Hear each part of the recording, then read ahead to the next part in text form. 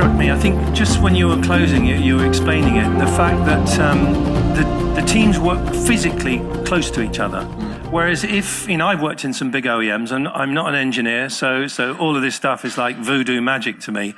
But the fact that you often have in big OEMs, big teams of people in all sorts of parts of, even within the engine group, all sorts of different things, they often don't know each other, let alone meet together. Do you think that that is a really key part of how you've done what you've done and done it so quickly? Oh yeah, definitely. That's very important. I think things that some people might think are irrelevant, like for example the space, the facility itself. That's I think really important. Well, we are now in a facility where we have started when we were 12 people, and now we are 400 at the same location. So it's a complete mess, and I want to build something from ground up. But I think those kind of things are really important, that people can collaborate, that they have the right tools and right, short paths, and no bureaucracy, can make decisions quickly. And I'm not saying that we are perfect there. We also, as we have grown, the organization hasn't kept up always. So we have to also do things in a different way to remove some barriers and so on. But I think those things are really important to keep everybody together. I think that's quite, because if you had, for example, the battery development team in one country and the powertrain development team in another one, it would be very different. The result, I think, would be very different. I think personally for OEMs, even the really big ones, and yes, they've got a lot of people, I think there's a massive lesson to be learned in this, in terms of reintegrating things. And interestingly, I went to a Daimler launch of an electric truck a while ago, and one of the ways in which they said they'd accelerated that project was to essentially build a little kind of startup team. And they kind of locked them away in it, well, not literally, I don't presume, but put them in a certain facility where they kind of had to work in a totally different way. Which is to your point, I think. I think that BMW did something similar with the I project. You probably did, yeah. Okay, listen, I would be shot by people I know really well. And by the way, the guys at Fully Charged, Robert Llewellyn and Johnny and whatever, they've just said, make sure when you see Matti, tell him, unbelievable job with Porsche. That's congratulations on that. I think that needs another big round of applause, by the way. To be a 30-year-old running a business that's not even 10 years, and to, as you explained it, the first time ever, Porsche, in my estimation, probably the most highly revered, beautiful manufacturer of machines, to have got that acknowledgement is amazing. Can you tell us any more about that, or is it all now dead secret, top secret stuff? No, I think, it's obvious that the manufacturers are moving to electrification, hybridization, electrification, especially Porsche and Volkswagen as a group. But Porsche has been quite closed in a way that, we are big Porsche, we don't need anybody else. Yeah. And they were developing all of their technologies internally, then some of the components were produced by tier ones. And in the beginning, they were also like that. Why would we need to create a little company? And then we proved them through projects that we can do, before they make a decision, we can already do it. And I think that's really what they wanted to get, a small, nimble team that can do things really fast, like the speedboat. While for us, it's a great win-win, because who better than them to help us get to a level from the low volume production that we now have and prototype production basically to series tier 1 with all the requirements. It's a very different animal when you produce a few hundred units for Aston Martin and Koenigsegg and so on, and when you produce thousands or tens of thousands of units for big OEMs where this is not bumpers or seats. If something goes wrong, if you screw up with the battery, then people can die. And with the powertrain, you have two motors and one axle. If something goes wrong, so functional safety and all of that, and reliability and cost, it's a big cost factor. So it's a very big challenge, and especially trust that the OEMs trust a small company that didn't exist before with a young team and so on. All of that is quite extraordinary. And we still have quite some time to get there, but I think it's a win-win. So they get a fast moving company that has already some experience in the field where they want to go high performance series, while we get a partner to help us accelerate to that. Yeah, well, my friend Adam Hammond in Australia, who's a lifelong Porsche fan, he's owned loads of them, whatever, he says, this is the best thing they could ever have done. This catapults Porsche right up there and leaves everybody in a trail of dust, a bit like your cars do.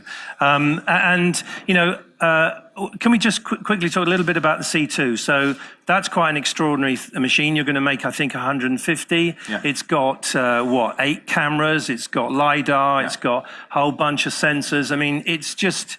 And when, I don't know if everybody's seen this particular car. I know you saw some video at the start, but in Geneva, it was just looking at like the most beautiful creature you've ever seen as a machine. And I love the picture of you with the Porsche guy. Forgive me, I don't have his name in my head, but you're standing there with him, and he's just like, that's lovely. It's just, picture paints 1,000 words. It really does. So what more can you tell us about C2 then? You know, we want with our own supercars to really showcase technology. So we are not in this business of making flashy, you know, toys for rich guys. Of course, it's in the end a very expensive car. It's 1.7 million. That it needs to be because of the low volume production and because of all the technology that's going into. Yeah. We really want to show, you know, everything that today is possible. So when I was starting 10 years ago, people were seeing electric and like racing as totally conflicting. Yeah. And now the same, like when we announced that we are working on autonomous, they were like, wait, sports car autonomous, again conflicting. So on one side we have the electrification that's already proven to add to the performance and so on. So already people know any drag race where a Tesla is, it will blow everything out of the water, not even to mention our car. So the C2 is literally the fastest accelerating car of any. We'll see about the Roadster, so it will be quite close. So any gas-powered car will be left behind in terms of acceleration and power. But also what we want to show is that autonomous driving can actually add to the experience. Like it can get you on a track and drive for you 2 perfect laps. And then you take over and it helps you to keep within the limits. Tells you when you have to brake, when you have to turn in, what you did wrong, what you can improve. So having like a professional racing driver sitting next to you and guarding you in some way on the road if you are taking it a little bit too far. So that's kind of the mix that we want to achieve, like globally homologated, you know, safety on the highest level, high performance supercar. With all the technologies that you can imagine. Yeah, so again, I think you're referencing a point that when you look at companies like McLaren, and we had Williams here yesterday, talking about the extension of that technology into other things. You know, Williams were talking about aero, where they're putting aero on fridges to recirculate the cold air in to make them more efficient. Things that are nothing to do with glamorous, expensive race cars, to your point, about how that technology feeds out into the greater industry. Absolutely. For example, we have made a wheelchair battery that gives disabled people in wheelchairs 10 times more range than their original battery, and instead of replacing a lead acid battery every year, you can keep the same battery for 10 years, so not wasting this, you know, creating this huge amount of waste, toxic waste every year. So from a 2,000 horsepower supercar to a wheelchair and everything in between, it's applicable. I've got some friends in wheelchairs, so can they go 0 to 60 in 1.8 seconds? Theoretically. That would be fun. I've been very greedy because I've been asking all the questions, but forgive me for that, being a bit of a fanboy. Are there any questions in the audience that we've got handheld mic? Anyone who wants to ask anything? I'm more than happy to carry on asking questions, but if anyone's got something, anybody? Yeah, is there one over there? Hi. Is it? Hi, I just wanted to ask a question, and obviously you're so inspiring, your whole story is incredible. Can you take me through a little bit of the design process behind the motor, and what are some of the largest, like the biggest problems you have or you face when designing it? For the motor particularly? Well, power density is a big topic, so for us it's the #1 topic.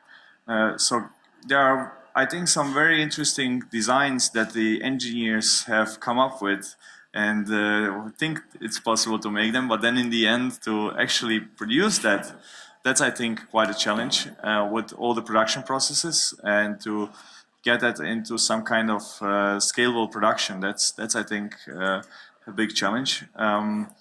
Then what else? I would say that it's also the whole system. Like I mentioned before, we can't anymore look at the motor on its own. I think the motor is quite.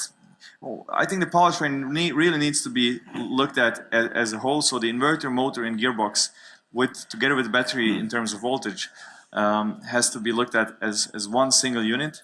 Also because of now silicon carbide technology, which has some impact on the windings of the motor, on the insulation, and so on, which is also a challenge. So another challenge is that the DT, right? I'm not sure if I'm saying the right thing. So I'm the CEO of the company. I'm not so much involved in the development anymore. But I think these two factors, so basically getting the great ideas of the engineers into production, and looking and integrating the whole system as much into one unit, and making the trade-offs between gearbox, motor, and inverter, because you have to make trade-offs. So where do you trade off? Where do you reduce the weight and complexity? Do you reduce the weight in the active material in the motor, or you reduce the active material in the gearbox? Do you have more torque on the motor but then have one gear instead of, or you have 2 gears or 3 gears but less active material in the motor and the inverter, and so on? So these are lots of challenges that you have to take on from a vehicle standpoint, and I think it's really difficult to develop, let's say, a car that, a high-performance car that is not going like a trickle down from the top vehicle perspective, from the top vehicle requirements to the component requirements. If you just look at the motor itself or the powertrain itself without the whole vehicle requirements, how much the tires can actually bring to the road, how much torque, how much traction they have, what the weight distribution of the car is, how long the battery can sustain the discharge, and so on. So I really think it's important to have this whole vehicle vision in the head of the people working on it, understanding every impact of every choice, the impact of every choice you make on the whole vehicle. Wonderful. Do you want to pick one of those questions? Okay, so one easy one, how much of the business is engineering services versus selling supercars? 1/3 is supercars, 1/3 is the components. So it's not just engineering, but also components. We don't sell engineering hours, but our result is a system. What is the charging system for the C2? So we have a 22 kilowatt onboard charger and up to 250 kilowatt DC combo fast charger. So with that we can recharge in 35 minutes, I think, from 0 to 85% state of charge. What can you tell us about the strategy of the Porsche partnership? Well, the strategy is that we help them to develop their future products. Taycan, isn't it? The Taycan. Well, that's a little bit too far already. That's okay, yeah. Pretty much the development for that car is, yeah, it's soon going to go on the market, but there's lots of other projects, so especially in the very high performance projects, on the tricky ones. And that we also hopefully supply the components in their production, especially for niche. And in automotive terms, niche is everything below 20,000 units per year. So that's quite big for us. And on the other side, they will help us with the production lines and production facilities and so on. When do you see electric cars totally taking over? Well, that's a very interesting question. I think actually that electric cars will be a consequence of autonomous cars. So do I. Because if you ask normal people right now what they think how much range they need, they will say 500, 600 miles of range. Yeah, it's crazy. Yeah, because once per year they go to grandma. Completely with you on that. Yeah. So I think that, and I think the timeline for EV adoption is therefore the timeline for level 5 autonomy. Exactly. It's just that. Oh, great! I feel really good now.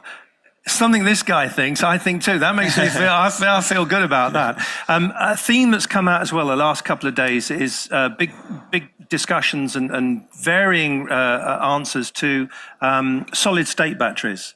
Would you like to say anything about solid state from your sense of things in terms of what you've been doing or you're planning to do? Well, I have my original notebook like this from 10 years ago.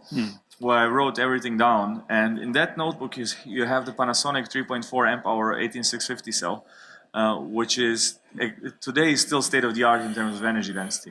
And I got like 1,000 emails from people that I know and from the industry, like, have you seen this article about a battery that recharges in 5 seconds? Why don't you use this? Have you seen this article about the lithium-air battery and whatever? Yeah. And I've been hearing the same story for 10 years. Not to mention, like the liquid, nano flow cell and stuff like that. All of that. Yeah, magic batteries. Yeah, magic batteries. So, well, there's lots of stuff in laboratories. What will really, like, and people focus on this one little thing that this battery can do better, like recharge in 5 minutes. But what about it's all of them. It's the 5 or 6 or 7 or 8 things. Yeah, safety, cost, energy density, power density, all of that stuff. So I don't really see anything big happening so soon, like incremental changes, like with the form factor change from 18650 to 21700. So it will take some time, and we are betting on the technology of today. Which is 21700 currently. So the C2 has actually 21700 cells. And that's where we see the money being invested in. And that's for sure going to be the standard for the next 5-6 years. Beyond that, really difficult to say.